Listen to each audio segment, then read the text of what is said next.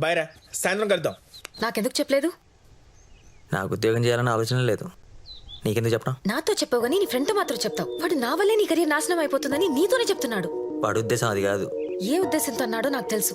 నువ్వు ఈ job miss చేయొద్దు. హైదరాబాద్ వెళ్ళిపో. నాకు ఇష్టం లేదు, నాకు ఇక్కడే నీతో ఉండాలని ఉంది. నాతో పాటు ఉండాలనా? ఆడితో పాటు రోజు తాగుతూ తిరగాలనా? ఏం మాట్లాడుతున్నావు? సిగరెట్ తాగనని ప్రామిస్ చేశావు కదా, మరి ఇప్పుడేంటిది? మానేదాన్ని ప్రయత్నిస్తాను, ఎప్పుడైనా ఒకటి రేరుగా. నా కోసం ఉండిపోతావు కానీ నేను చెప్పించేవు, అంతే కదా?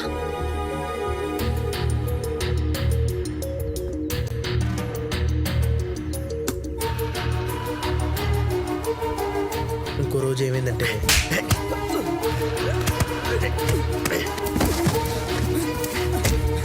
నా ఫ్రెండ్ ఇంకోసారి ఆడు జోలికి వస్తారు రే.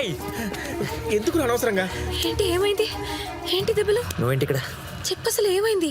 ఏం లేదు, చిన్న గొడవ ఉంటే. చిన్న గొడవ ఏంటి? రక్తం కారుతుంటే అసలేంటి గొడవ? మన కాశీ కూడా ఒక అమ్మాయికి ఐలవ్ చెప్పాడు, వాళ్ళ మనుషులు వచ్చి కొడితే వీడికి మళ్ళీ లవ్ ఒకటా? అయినా నీకెందుకు? ఆడు నా ఫ్రెండ్. ఫ్రెండ్. ఇలాంటి ఎదవలు తప్ప నీకు ఇంకెవరూ ఫ్రెండ్స్ లేరా? నా మూడు బాగాలేదు, ఇక్కడి నుంచి నేనెళ్ళను. నా మూడు కూడా బాలేదు.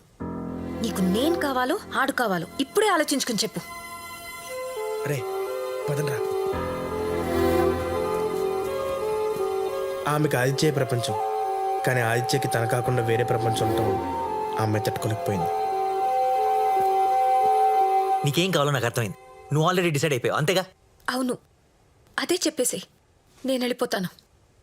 నాకు ఫ్రెండే కావాలి, నాకు నువ్వు వద్దు. హ్యాపీయా? మనశ్శాంతిగా ఉందా? ఇప్పుడు వెళ్ళి ఎక్కడికి వెళ్తావు? టార్చర్ పెట్టి చంపేస్తుంది.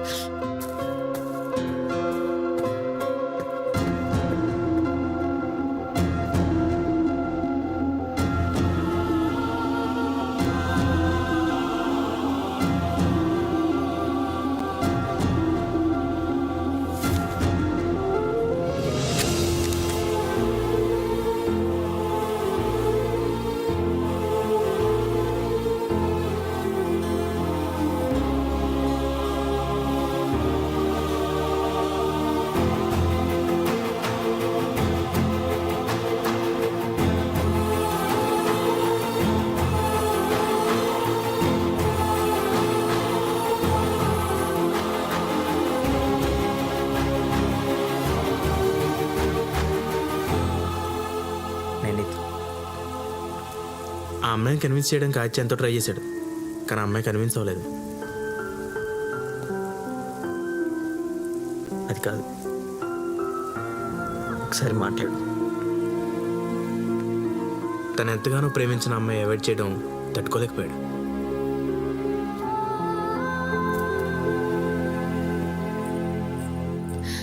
అది కంగారు పడుకో, నేను నీకు సారీ చెప్పడానికి రాలేదు, గుడ్ బై చెప్పడానికి వచ్చాను.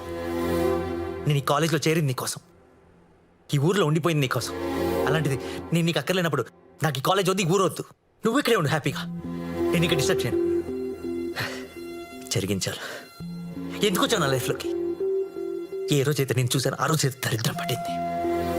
నా చెయ్యరకుండినప్పుడు ఊహించాల్సింది ఏదో రోజు మనసు కూడా ఎరుకుతామని. అసలు నేను ఎలా ప్రేమించాను, నేను డిసైడ్ అయిపోయాను. నాకు నువ్వు వద్దు. నేను ఇచ్చి దూరంగా, నువ్వు కనిపించినంత వినిపించినంత దూరంగా పారిపోతాను. నువ్వు ఒక జ్ఞాపకంగా మిగలటం కూడా నాకు ఇష్టం లేదు. Good bye.